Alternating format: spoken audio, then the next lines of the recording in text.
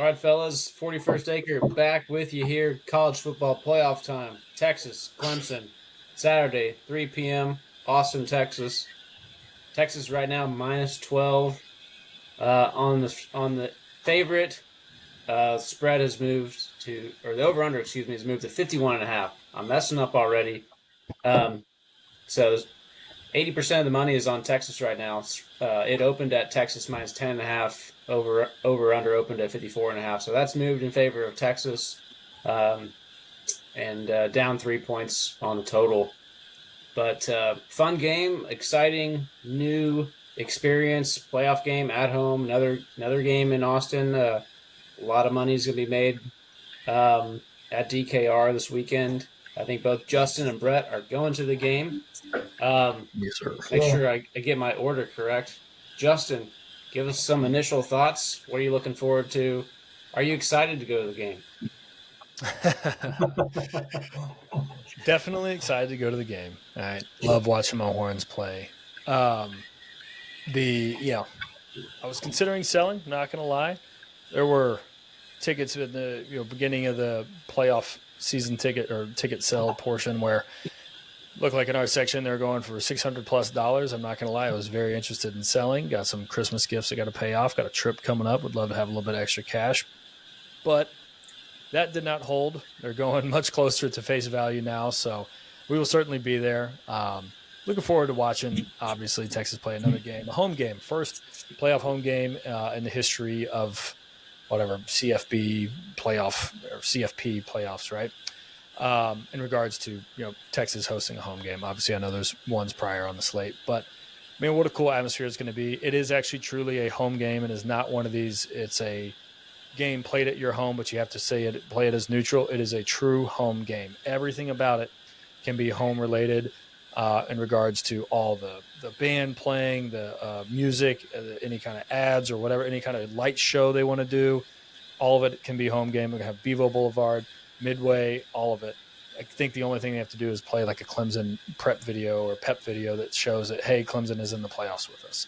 But that's awesome. I mean, that means, like you said, a lot of money coming in. For sure, that's one thing, but it's a true home crowd. It's not a 50-50 ticket split or anything like that. So 2 weeks off. I've missed college football. I enjoyed the break, don't get me wrong, much like I've seen that a lot of the players did. I think that they appreciated getting some time off that Sark gave them. So 2 weeks off. It's a home stretch now. I mean, a little over a month to go and try and win a national championship, and it all starts on Saturday. So I can't wait. That's you, Brett. What you thinking? I agree that 2 weeks was nice. I needed that. I was fuming after the Georgia game. Yeah. That one still resides with me a little bit, and I've had subsequent conversations with other football fans that have gotten me riled up again. But needless to say, the 2 weeks has been nice. I'm excited to get back into football.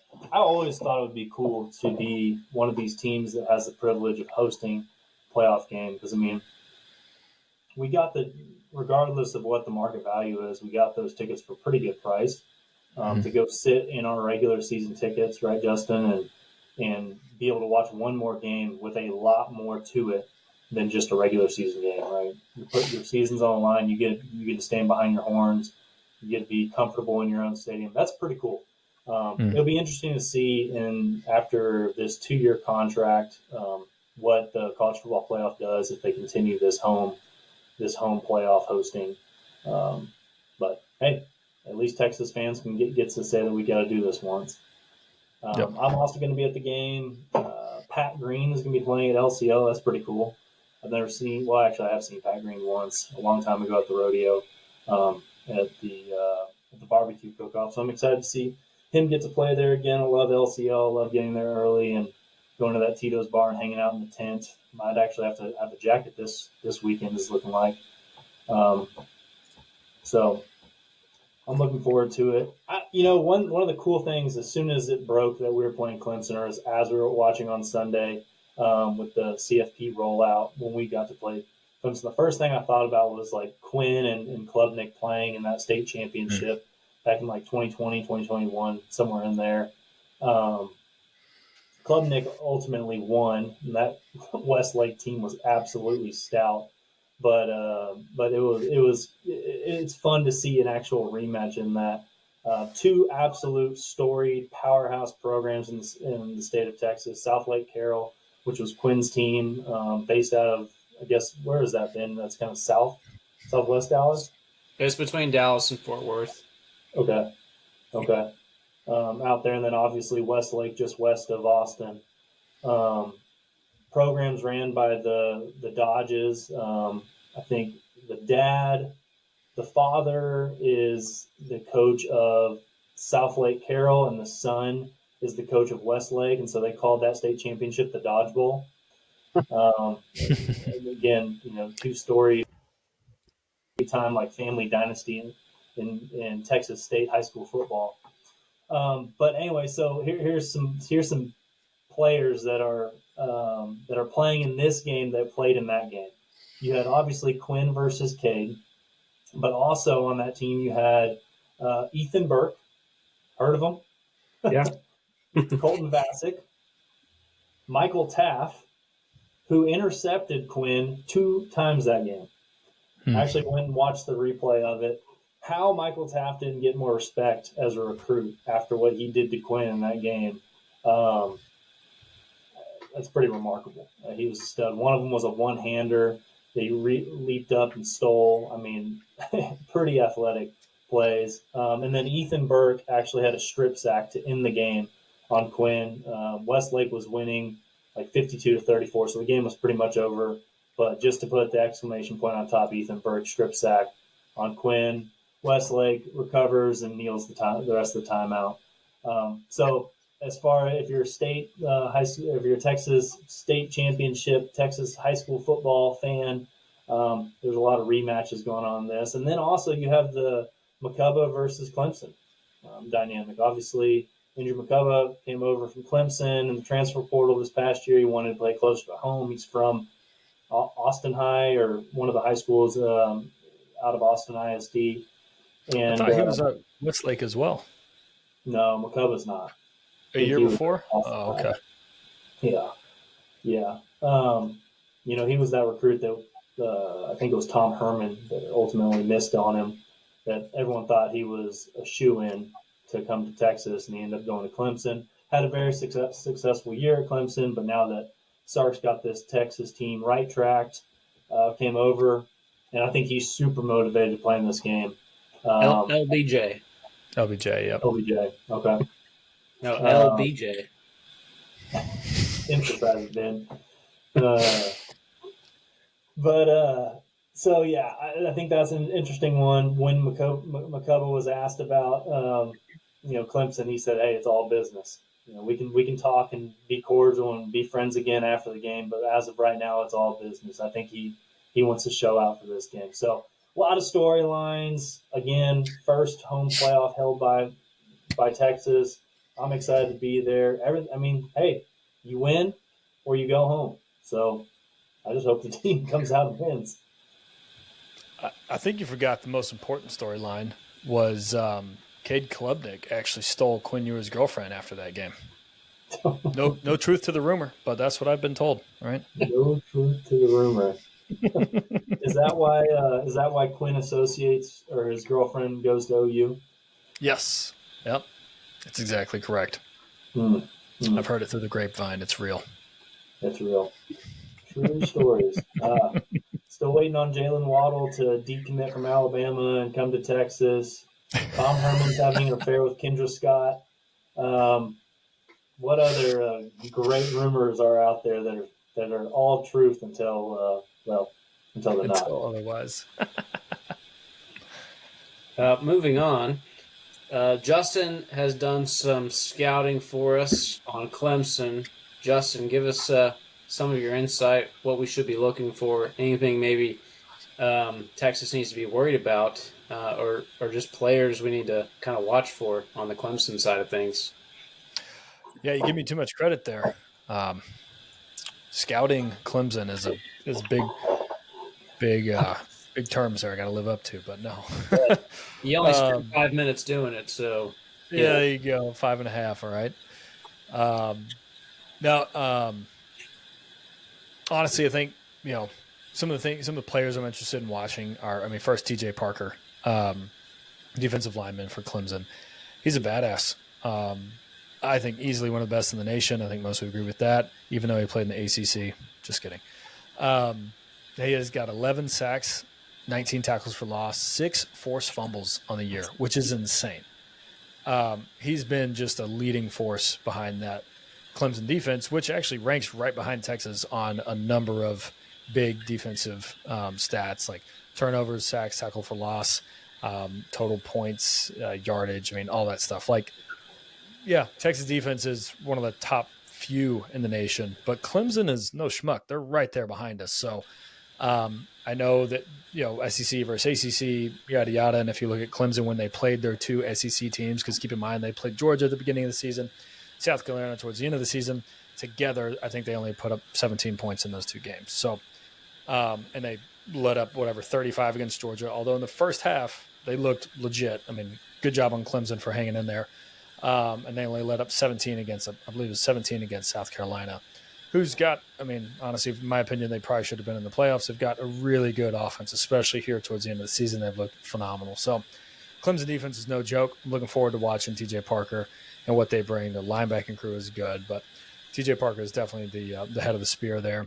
Justin, is there any truth to the rumor that TJ Parker's girlfriend actually is with Anthony Hill now? No, it's actually Tony Parker's daughter. Yeah. He's like, you know what? I'm going to date another person with the last name of Parker. No, don't know any girlfriends of any of these players. All right. I don't play in the Twitter sphere or anything like that. I think I'm also, watching out for Cade Klubnik. We've got to watch out for his legs. He's not technically, he is the second leading rusher for Clemson. So I think we've got to watch out for his legs. Our quarterback run game defense is usually pretty good when we know it's coming. We've seen it catch us off guard every now and then on the Texas defensive side. But, man, got to watch out for him and his mobility. He is no joke. He's going to come in, as we've said, he's a local Austin kid. Didn't really get recruited too hard by Texas in the beginning, and that's why he obviously went to Clemson. 2 totally different programs now from when his recruiting happened, but his revenge tour his revenge game, I guess, here in Austin is going to be something to watch for sure. I think he's going to try and play a little bit of hero ball, so obviously watch out for Cade. They also have a really good group of wide receivers. They got Antonio Williams, who is a stud. He will be, if he's not a first-round draft pick whenever he goes to the NFL, he'll be a second-round draft pick. He's very good. He got 2 young bucks in there, Wesco, and for the life of me now, I can't remember the other kid. But they've got a really good receiving core. They're all over 500 yards, and for 2 of them being freshmen, that's pretty interesting. So I think we got to watch out for the young group of receivers. I know we feel really good about our secondary, but I don't think we should sell Clemson short on any of these areas. They're athletes. Look, Dabo has teams that have gone on to win national championships. This is their 7th appearance in the playoffs. We know that they know how to get there. We know they know how to win when they're there. So, he knows that he's got his guys and he likes them. So we got to keep an eye out for those. That's kind of my rundown on, I think, more or less the players to watch on Clemson. I don't think that they're schmucks by any chance. I think that everybody in the playoffs has at least probably 2 or 3 elite players at their position across the nation. So Clemson's not any different. I think that was a really good point on just Clemson's familiarity with the college football playoff. Yeah, they're one of the few schools that's been there multiple times. They've ran the gauntlet of beating, the Alabamas of the college football playoff. They know how to win. And Dabo Swinney, while he's down in recruiting, he's kind of down as a coach right now on most people's big board. He went and won at least 1 or 2 national championships, right? And Cade Klubnik, he's a winner too. And when you have a winner at head coach and a winner at quarterback, you can win these big games. I think it's a great point, Justin, on that experience. It's something I really hadn't thought much of. I'm a little bit worried about that hero ball too, something that we saw out of Vince Young, back in our championship run in 2005. Klubnik's kind of that same guy. He can put the team on his back. He can run for touchdowns. He can throw for touchdowns. He can try to stretch your defense out. He'll make everyone play very honest. I think what we're going to have to make sure that we don't do is, we're going to have a defender spying Klubnik every play. I mean, the guy's fast. He's lightning fast. I actually, in watching that rematch of the state championship, one thing that really stood out was Klubnik could rely on his legs, whereas Quinn looks like the exact same Quinn we watched today. He's not running at all, ever. And so we're going to have to go ahead and put a man on him all the time, which means that most of your defensive backs are going to be in one-on-one situations. If Clemson's able to create a scenario where one of their wide receivers is just carving us up or beating us over the top, and we have to move a second defender over to him, it's just going to be a mismatch game the rest of the night, and we can't do that. So our defensive backs in that scenario are just going to have to win the one-on-one game, and I trust that they will. They're outstanding, but if they can't, if Jalen Gilbo, when his number's called to play a one-on-one with Brian, is it Wesco Brian or Brian Wesco? Bryant Wesco and TJ Moore. Brian Wesco, and he can't hang with them. That's when you can get yourself in trouble. The other thing, as far as concerns go, I mean, at this point in time, there is no more Manila. Get rid of the Manila mantra. Only chocolate swirl. Or the vanilla. But bring all the chocolate and strawberry into this game. We need all the flavors that we can get. No more sticking to a certain script. If something's not working, we got to trust Sark to make the change. And so I hope that he has the ability to do that, and I hope that he has the humility to put Arch in meaningful downs if he feels like that's what we need in order to win the game. The last thing I'd mention here on just some of my other concerns is the one defense that Sark has never played well against, which is that three safeties, flyover defense. Iowa State, I think Matt Campbell at Iowa State kind of started that defense. A lot of teams picked it up. Sark's never been able to score points against it. One of the best ways to do it is to have a good running game, a reliable running game, which I thought we had until 2 weeks ago. Arizona State proved it in the Big 12 championship game. They ran all over Iowa State. And not to interrupt you, but the announcers, I thought, did a great job of calling that out with the Iowa State defense running that 3-3-5. If you get that middle safety out of position, that's kind of your last run fit, and you're totally exposed as a defense in that 3-3-5. And you saw it on film, and Arizona State did it to them in person. So it's frustrating how it seems to be Sark's kryptonite. And we know the answer. The 3-3-5, you have to punish that third safety, right? They're essentially subbing a linebacker out for a safety, and when you have a running back like Arizona State's, what's his name, Gadabo, something like Scattaboo. that. Cameron Scattaboo. You weigh 230 pounds, you can run those safeties over and punish them for putting them back there. That's when it works. We don't have that. Trey Wisner's 190 pounds soaking wet, and he's our biggest bruiser. So it's, we're a little bit. I'm scared to see that. I hope that Clemson does not run that defense, because I think it's highly effective against us, and certainly something that you'd think that we'd adjust for. But so far in the 4 years that we've seen Sark calling offenses, that seems to be one of his kryptonites.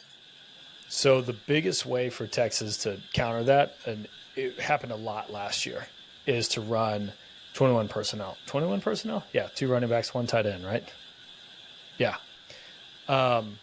Because now you're showing like a different set of athletes where you have to bring somebody up from the defensive backfield up, because now you've got 2 potential run options. So that is like Sark's wrinkle to be able to beat the 3 high.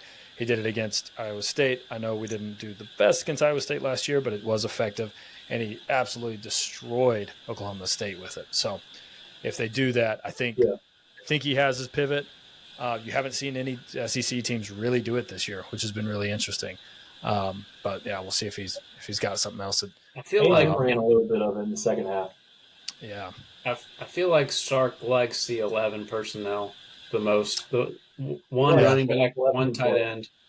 this year especially because we got so many damn good receivers, right? So and Yeah. our running back room, what we thought was a strength, is okay at best. So it makes sense this year. Yeah, Michigan does 23 personnel. Uh, I did want to comment on some other stuff that I was a little bit worried about, kind of what you were talking about, like bringing in, Sark's play calling and all that. Is there some like crazy unnecessary pressure on Quinn right now? Like, I know that we talked about early in the season about we wanted him to be the Heisman front runner, especially after the Michigan game, right? We wanted him to put on the cape and just lead this team to victory and just ride all the glory into the sunset, get your, conference championship, national championship, all the national accolades. Like, obviously, like those are all pipe dreams now, right? Yeah. Not that we can't still win a national championship, but a lot of that at the time was just, can we do it? And then he wasn't the Quinn that we saw against Oklahoma State. And then he got hurt. And now he's definitely not the Quinn that we've seen in the past. So are we putting – because there's so many rumors about Arch needs to play this much more. Quinn, if you don't go pro, you have to transfer, yada, yada. Like we've texted about it, right? Is there an unnecessary amount of pressure on Quinn? And I'm worried about it. I don't think it'll make him crumble, but the best way for him to stick it to all those fans, and yeah, I'm saying all you fanatics, all you Texas fanatics, because we have a lot of them, all right? Like, just stop. Just let the kid play ball. Like, am I crazy thinking that? Of just like, ease up on Quinn and let him play? I think they're all the kind of just looking on a quick search. The stat that's hot right now is QBR, right? According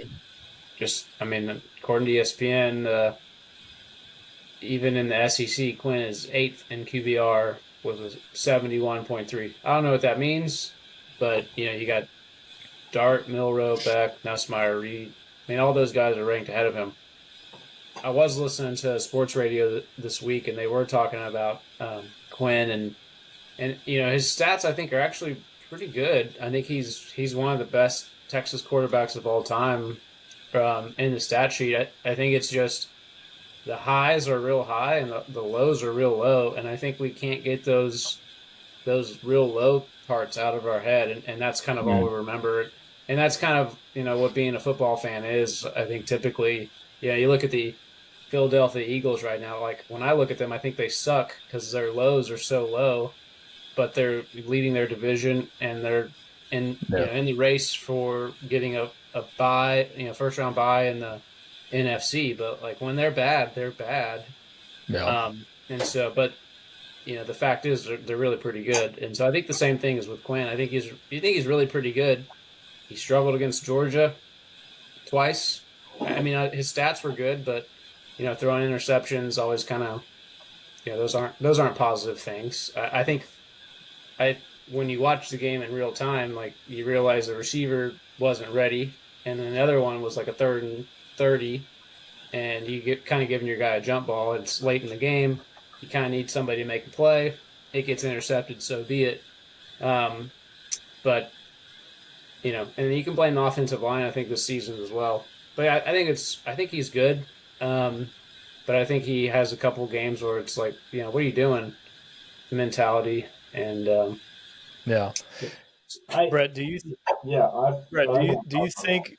Let me ask you this real quick. Do you think this outside pressure, like Quinn, when he gets interviewed, and they ask him about pressure and all that kind of stuff, he just kind of sits there, and you think, watching his facial expression, you're like, dude, he has something he wants to say, but he won't say it. And you listen to his answer, and it's the right, like, quote unquote, like player speech, right, for him to say of like, no, man, just looking forward to going out there and playing in front of the fans and yada yada. Not worried about Arch. Like, do you think that the Manning name behind him is maybe what is like this unnecessary pressure again? Because I'm talking about from the fans, not from the media, It's from the fans. It's not from the coaches. It's not from the players. It's from the fans. It's hard to block that out. Do you think it's because Arch is there? What are you thinking? No, I think it's what happens when you play quarterback for the Texas Longhorns. This Yep. is not. This has nothing to do with Arch Manning. I mean, it kind of amplifies it because there's Arch Manning behind him. But I mean, we heard this with every single quarterback that we've ever brought in. Colt McCoy when he was starting, and I forgot Mac Brown brought in some 5-star behind him. Jevin Sneed. Yeah, Sneed, and everyone was calling for him. Colt McCoy is one of the greatest quarterbacks to ever put on a Longhorn jersey, right? You had the whole Major Applewhite and Chris Sims. Yeah, I mean, this just happens. Chrissy Sims. Unfortunately, in the 2010s, it still occurred. It just wasn't as popular because Texas was starting to kind of lose that notoriety for being a great dynasty. But you still had the whole Garrett Gilbert versus David Ash versus Case McCoy versus, Tyrone Swoops is going to be our savior. No, Tyrone's not. Then you had Sam Ellinger and Casey Thompson. No. Who was before Sam, the quarterback? He ended Hudson up going Card? to SMU. No. That was Gilbert, Yeah, wasn't it? Shane Buechele. Buechele, yeah. Yeah, so Buechele came in the year before Sam Ellinger. Remember, and Buechele had a great freshman year. He threw a lot of good, deep balls. Next year, though, what happened? Like, he struggled in a couple games, and it was, hey, on to Sam. This is just part of being quarterback. And if you can't handle that pressure, then you need to be a quarterback for a less storied program. For SMU. I think. Yeah. Well, I think Buechele had I don't think we had a good offensive line when Buechele was in there, and Ellinger came in and brought a little bit of the running aspect. And I think that's kind of what we're seeing this year is like, I think teams that have a mobile quarterback oftentimes are better teams in college football. I think Stetson Bennett was a lot more mobile than people give him credit for, and that really helped Georgia in their back-to-back national championships. Vince and Colt McCoy, those guys were both super mobile, and Colt doesn't get the credit for it. And maybe it's just the white quarterbacks in general, but Colt was extremely mobile, and I think consistently led those teams in rushing yards. Quinn's never led the team in rushing yards. So I mean, that's, you don't even have to look up the stats to say that and be confident. But I think looking back to some of these games with Colt McCoy, he put the hero cape on and he had 100 yards rushing, and 3 rushing tackles, something like that. I think oftentimes in college football, that's the difference maker. And I think that's what we're looking for maybe when we talk about Quinn underachieving is we don't see that ability to put the cape on the back. And I think people see Arch has the ability to do that. And that could be it. So then do we think it could be kind of back to what you were talking about what we're worried about, Brett? Do we think then that some of this, I'm just going to call it this unnecessary pressure on Quinn, because I live in Austin, right? Austin area. I'm listening to some local media, and it just seems like it's nonstop. And I don't know about what you guys hear, what you watch and listen to, but it just seems like there's just too much on him for what it is. I understand he's a quarterback at Texas. I get that. I understand that. But okay, at what point is it, man, Sark's not calling great plays. The receivers are dropping 6 balls against Georgia. The offensive line isn't blocking anybody. The run game is dog water. You know what I mean? I understand there are some quarterbacks that can make that jump and make everybody around them just look that much better. Quinn's not that bad. He's really not a bad quarterback. Are we not calling the right plays? Is there something up with the run game, the offensive line, the receivers dropping the ball, etc.? Is Sark tricking himself too much in the red zone? I mean, heck, we didn't get a chance to talk about it yet, but in the last 20 red zone trips, we've only scored 10 touchdowns. It's not a great number, guys. We need to be closer to 75, not 50%, right? Is any of that potential to maybe why Quinn is – I mean, I guess if you're the quarterback, you get all the glory, but you get all the blame, right? Is any of that something that we could at least say, hey, clean a little bit of this up and Quinn looks so much better? Or am I crazy? Well, I mean, okay, go back to the Georgia game, right? What could Texas not do against Georgia? We were talking about it pregame. Can't run the ball. So it makes it, when you're in the red zone, it makes it very one-dimensional for Georgia's defense. All you have to do is put a stopgap on the passing game. Put all the pressure on Quinn to make a throw between the 20 and end zone, because you know they're not going to run for it, and you're going to put them in 3rd and 10. So,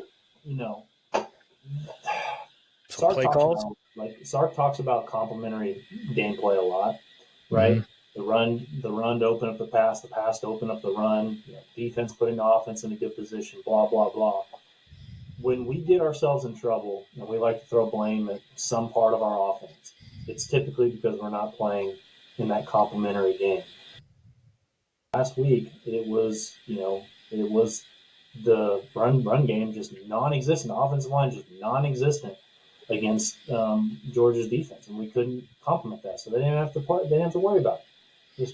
They just queued on Quinn, and Quinn still played an outstanding game, threw for almost 400 yards. Casuals will look at the film, and like Ben, you were talking about it, 2 interceptions. One of them was questionable. The other one was a bad throw where he tried to force it. But then, here we go, put the ball in Quinn's hands to go tie the game up, and he goes the length of the field, puts Bert Auburn in even what Bert would call comfortable range to kick a field goal to force overtime. Until he starts making field goals over 40, can we just call him Carrot Head? No, I hear you. And I'm sorry for sidetracking this a little bit there, but I was just like, it's something that I'm worried about of like, why are we putting so much pressure on Quinn? When I understand he's a quarterback, I get it. But there are so many things that have to go right on offense for him to be able to do his job. Quinn is about to pass Major Applewhite and be number 3 on the most yards by QB. And he's played, right as of today, 10 less games than Major. He already has more touchdown passes than Major. I mean, Ellinger's in there with 94 touchdowns. Colt is 112. Man, I think looking at the stats, man, Colt is the best quarterback Texas ever had.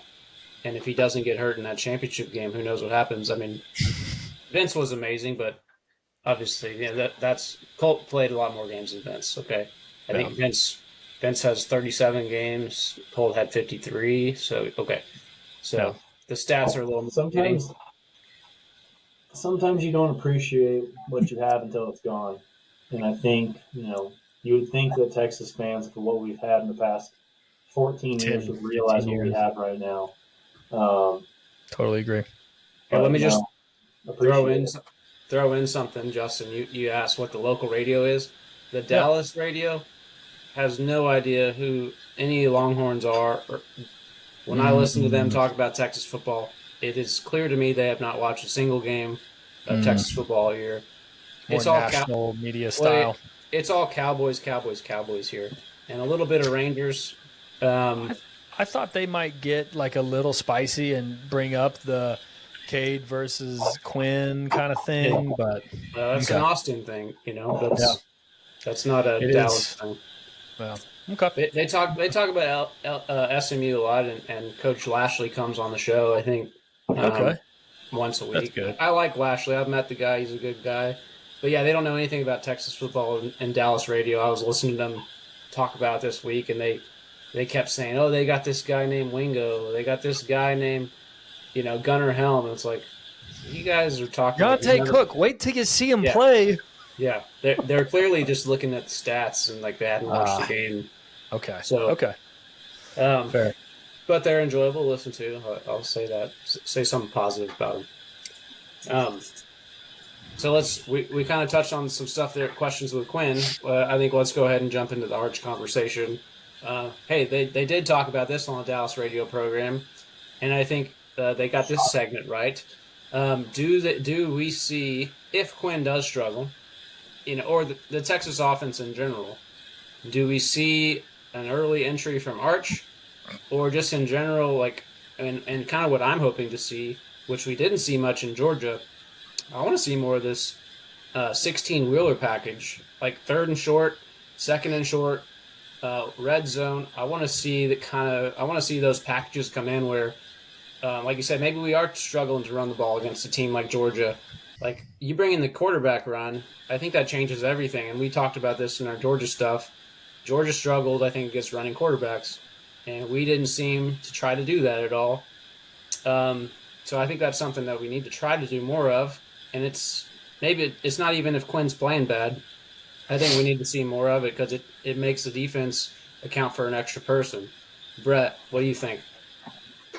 I mean, yeah, you've got to be firing on all cylinders. You got to bring out all the plays at this point in time. I think Sark was um, cautious to share the rest of the playbook in that Georgia game. It felt like it was a little bit more of a Manila play calling, right, Jay? And and I think we're gonna see. We're gonna see that change this week for sure. I think they're gonna unleash the Arch playbook, and hopefully they don't have to use all of it, right? Like I'd like to think that we can beat this team handedly deep into that Sark's playbook. But if we need to, if we can't generate these red zone possessions where the team is having to guess where we're running or throwing the ball, I'd love to see Arch in there on 1st and 10 and see what he does with like a little power run to the right or something like that, just to keep these off. And he is our bruising running back. He outweighs every single one of our running backs by probably 30 pounds, 40 pounds maybe. He's a big kid and fast too. So yeah, I'd love to see some of that, or at least force teams like Arizona State and other teams later in the playoff to at least have to scheme for it as well. Mm. But yeah, you can't hold back in this one. So if you're in a position where you need to do something different, you better hope that Sark takes a bite of that humble pie and is willing to make a quarterback change too if Quinn's not able to get it done. I think Sark is willing to do it, right? I mean, look at not that it was only his call, right? He was with Nick Saban, but back at Alabama, they made the switch from Hurts to Tua and the switch from Tua back to Hurts in different games. And they won both those games because of the switch. I think Sark, has the humility to go, yep, or show some humility and go, yep, got to make the change, got to do it now. I expect we will see Arch. I expect to see him in the first quarter. Hopefully not on the first drive. I'd love to not see him, but I expect that we will. And that's really to probably keep the defense guessing, make them adjust, throw some more wrinkles in with Arch and what he can do, and get Arch experience.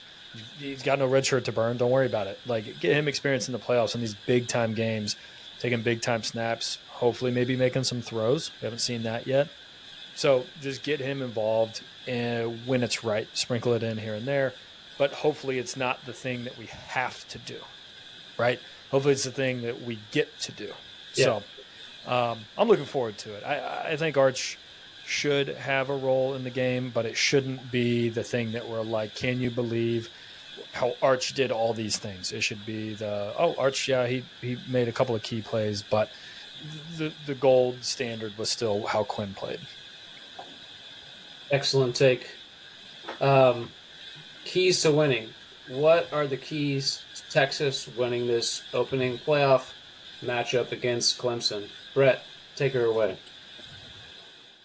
Well, I think we know this. Our defense is good enough to win this game for you. What you have to do, though, is you do have to play a little bit of that complementary ball. Don't put yourselves in situations like we did against Georgia, where you're turning the ball over in your own territory. Live to punt. I think this defense should at least cause some turnovers, give you an opportunity to get the ball in good field position, and then just let your offense capitalize on that. I think if you do that, you come out and show that you're the number one defense in the country, like we say that we are, and show that ACC matchup versus Texas is just not going to do the job and force Klubnik to beat you over the top and play that kind of hero ball role that we were talking about earlier. I think that's in Texas's wheelhouse. I think that's in Texas' wheelhouse, and I think this is one of those games that you lose only if you beat yourself. I'm with you there. It should be that Texas won't let up 20 and Texas scores more than 20, right? The offense, I don't think, is anything scary. Phil Maffa, their star running back, he's been fantastic this year, but he is injured. He's got a shoulder injury that will require surgery. He's playing through some pain. The way that our defense plays the run could inflict some pretty good pain on that shoulder. Their backup running back, I cannot remember his name. He's out for the season. I think he was hurt in the ACC championship game. Their third string running back, I think his name is David Azuzamame. I believe that's how you pronounce it. He's fantastic. He's going to be a good running back, but he's a true freshman. I don't even know if he has 30 carries on the season. Let's just hope he doesn't have a breakout game against Texas, right? So really their second running back is Cade Klubnik, as we mentioned. He's their second leading runner. So stop the run game, stop Phil Maffa. He absolutely can bust off some big plays. I think he's averaging like between 5.5, 6 yards a carry, but it's not because he's getting 5 or 6 yards a carry. It's because he's getting these big runs, and then he's getting really short runs. Big runs, short runs, right? So stop the run game, let the defense eat. I think it'd be good. The other thing that I actually wanted to talk with you guys about, and I've seen it multiple games, especially in the second half, from the Georgia game to the second half of the season, is multiple times I've seen wide open receivers. And let's just take the Georgia game in the SEC championship. Wide open receivers from Georgia. And thank goodness their quarterback didn't see him or didn't feel like he could make the throw. But they make that throw, that's a touchdown. It was against A&M, it's against Kentucky, it's against Florida, against Georgia the first time. A lot of games, there's been a couple of those that could have been like backbreaker type of explosive plays that go for these like 60-plus yard touchdowns. Our guys, Cade is a legit quarterback. He's probably the best quarterback we've played this season, I'd say, like throwing the ball, right? You cannot let him have the time or the mobility, which we know he has, to see those guys break loose. Our defense, especially our secondary, has got to stay sticky and stay on those guys, and don't just assume that, oh, he's running that way, he's never going to throw it back to my guy, because he will, and there will be times where you cannot make that play. So please, our Thorpe Award winner, come on, Jade, just stay. I know he's got the best instincts in the world. That's why he's the Thorpe Award winner, right? But he needs him and the rest of the DBs. They've got to just stay obedient, stay with your receiver, because these are very good receivers. He's a quarterback that can actually throw the ball on the run. So I don't want to see us lose our concentration because we're worried about the quarterback run when all he has to do is be a little bit mobile. Somebody loses coverage, there's not communication on the back end or whatever, which was a detriment, huge detriment last year. Don't let that be something that is just a backbreaker this year. Like, just stay obedient, do your job. I'll agree with you real quick on that. I think Klubnik is the best quarterback Texas will face. Mm-hmm. If we had to play Lagway, I'd say Lagway was the best one on the schedule, but he didn't play. That's going to be a problem next year. But let's get into players of the game. Bold take, prediction time. Justin, why don't you continue on here? Special teams, Justin, again? Is that your... Dude, I'm done. Tap out. Okay. I hope that me saying nothing about it is what helps them out. We can't do anything right on special teams. We can't freaking return anything on defense. Like, fair catch everything, please. Please. Right. No, I keep it rolling. Moore, Golden, and Helm. Obviously, Helm didn't do too much against Georgia. We had to have him in blocking a lot. But Moore, Golden, and Helm. I don't think Bond is going to play a big part in the game. I'm not even sure if he should play. I know we talked a little bit off air. He got rolled up on in that Georgia game, and if his ankle has been hurt for as many weeks as it has and it just got re-injured, hopefully you don't need him to beat Clemson. And if you don't need him, if you don't feel like you need him to beat Clemson, or he's not to a certain level to where you don't feel like Bolden, Golden, Bond, Wingo can play just as good of a role in that capacity as he can, please don't play him. Let that ankle recover. Our offense was way better when he was at his best. We need him at his best in order to get where this team wants to go. So if you don't have to play him this week, give him another 10 days of rest. That'd be almost a month to be, 3.5 weeks off? Man, that can be wonderful for a high ankle sprain, which I'm assuming is what it is. I've not seen anything official. So Moore, Golden, Helm. Give me 300 yards receiving between the three of those. Those are my absolutely key players of the game. They're going to stretch the defense. They're going to get it over the middle. I'm looking forward to seeing those guys and Quinn, and their chemistry that they've had the past 3 or 4 games has been unbelievable. So let that offense keep hitting. On defense, Brett, I'll let you take over any kind of players of the game on defense you're predicting. I'm solely focused on the offense right now. I trust the defense to do what they're going to do. I need the offense to put up 20 points. So 300 yards between 3 receivers. Damn, that is a bold take. Let's go. And if that happens, I'm here for it. I love it. Yeah, actually, I'm 100% focused. I think we've gotten to this point in the season. It's like we just trust the defense, and the defense. I feel like the defense has done a really good. Just like everybody plays their role, and like rarely do we have like one candidate that's truly the defensive player of the game. Like there's all these other complementary assets. Like when Anthony Hill goes causing disruption, things like that. So I'm kind of with you on the defense, but I guess if based on what I'm hearing, based on what we've talked about, let's give player of the game. Let's give player of the game on the defensive side to the Jim Thorpe Award winner, Jade. Final game in DKR. Let's go ahead and notch him for a couple of interceptions again. On the offensive, go ahead, Jay. Just real quick, I wanted to say I think my take is technically bold, yes, but against Georgia, those 3 receivers caught 287 yards of Quinn's. I just think that's just who he goes for, which is why I threw that out there. On defense, I did want to say, and kind of back what you're saying, yeah, let's give Jade player of the game, but man, let's get Taff, Makuba, Vasic, and Burke. Let's get them some kind of splash plays. Interception, sack, fumble recovery. Like, let's get them involved. Let's get 3 or 4 of those involved in making something against their ex-teammate in some way. That'd be really cool. Outstanding. Yeah, if Michael Taft intercepts Klubnik like he did Quinn Ewers in the state championship game for that'd be awesome. Actually, it's funny, Michael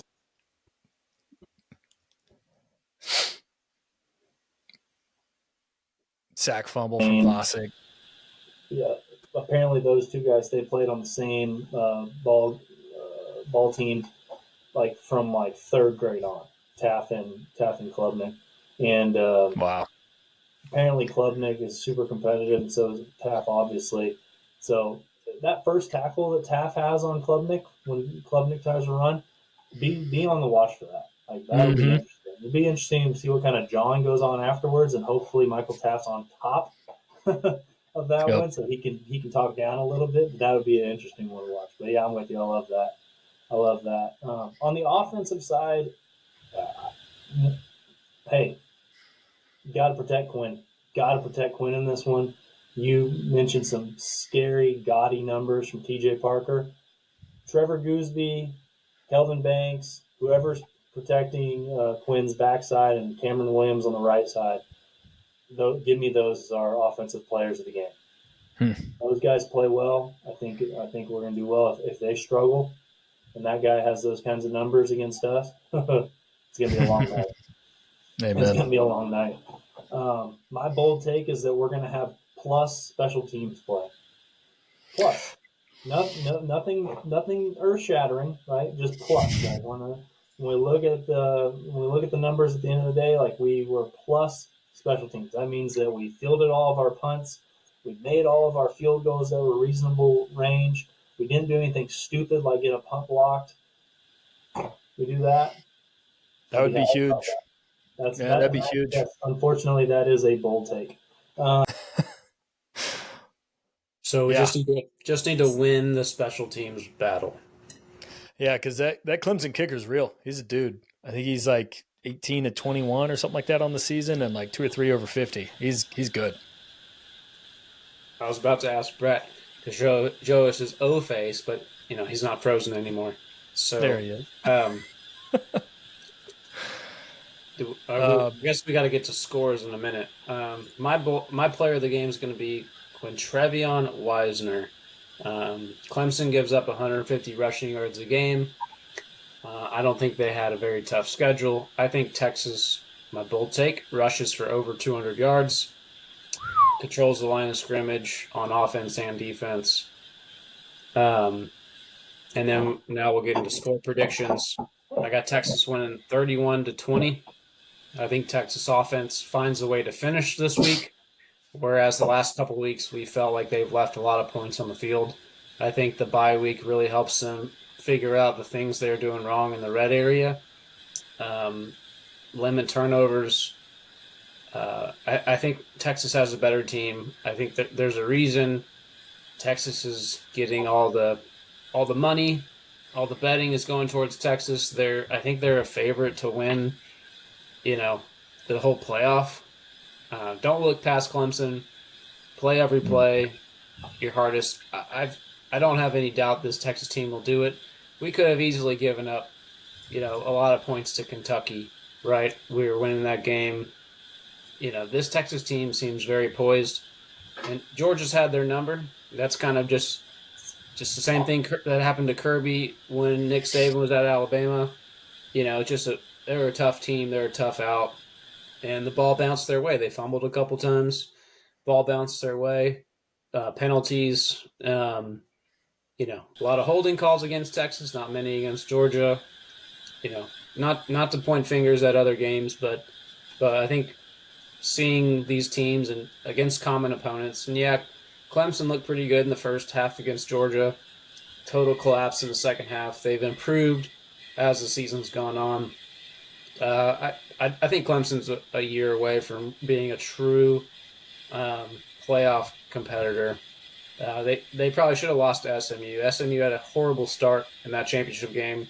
Clemson really shouldn't be in this playoff at all. If we're ranking the 12 best teams, Clemson's not in the playoff. So Texas should win. I got Texas 31-20. Like, it's right on this Vegas line that we were talking earlier. Texas minus 12, 51.5. Like, it's right there on the line. So, Justin, what's your score? Yeah. Man, I hope Texas can score that many points. Until I see it, I don't think I'm going to predict it. I need to see it again. The offense has just not been there the past handful of weeks. Take one more bold take for you. I think we hold Clemson to less than 275 total yards, and I think Texas wins the turnover ratio 3-1. So, come on, defense. As such, I believe we got a low-scoring game. Like I said, I think we keep Clemson below 20, and I think Texas scores just over 20. So I'm calling 23-13. So Clemson's going to cover way under. I don't see that many points being scored. Our offense doesn't look that explosive. I know we are playing at home, which is nice. It's going to be beautiful weather, unlike the 3 other games that are all going to be in the 20s and just horrible. It'll be nice, but I think Texas wins. I think it's closer than the spread. I'll go 23-13. Comfortable, but not a blowout by any means. What you got, Brett? Yeah, I'm waiting for this Texas offense to hit that explosive run again like we had against Florida, right? Where it feels like points are limitless. But I'm with you. Until you see it, it's hard to predict it. I do feel like it's coming, though. And this would probably be a good game to predict it because, hey, you can open up the floodgates on your playbook now. You just unleash the offense that you have. But I'm still going to go with the conservative take. I think Texas wins, and Texas covers the spread 30-17. I think our defense is too good to give up anything more than 20 points, which is why I'm going with 17. I think this number could be 35. I think it could be 42. It's really going to be how much does our offense actually limit our ability to score points in the red zone. If we cure some of those, look for a higher scoring game. I fully anticipate Texas take care of business here. You're at home. You're playing this environment. A lot of guys get that bonus game at DKR. So look out for that extra motivation for that one. But I'm excited. I'm going to be there. Be rooting my boys on. Be nice to have a jacket on for the game. First time this year for me. So here we go. Yeah, I've never worn a jacket to DKR. That'll be an interesting experience. Yeah. Maybe a Yeah. rain jacket, but never. Last year, what was it? Not the TCU game, but the Tech game. That was a cold one. The TCU game the year before that and the Tech game last year were certainly jacket worthy. Yeah, They you're were right. not. Yeah, they were jacket on, not jacket off. You know, you think Texas Longhorn football in Austin, you think a hot Saturday with the sun shining and you don't think cold. You need a jacket. You know, Right. the tequila will warm me up. Who would want to play at Texas? You could go play 20 degrees and college, whatever, in Penn State. Who would want to play at 70? What are they called? College. Yeah, that's kind of a weird name for a town. Yeah. All right, hey, let's get into some rapid fire. This is totally unplanned, but we're going to go through one-word responses only, and this will cover this first round of the playoff game. Who wants to go first each round? So I'll give you guys the option there. I'll go first round. Okay. But no, you're going to go first every round. Okay. Oh God. There's a bunch of questions, so I'm gonna give you two options, and you pick one. So we'll just go through Justin and then Brett. So obviously we're all picking Texas. So the other game on the schedule, Tennessee or Ohio State? Ohio State. Brett? Now me? Yeah, Tennessee or Ohio State? Okay. Indiana, Notre Dame. Indiana. Brett? Notre Dame. SMU, Penn State. Penn State. Penn State. Whiskey or tequila? Tequila.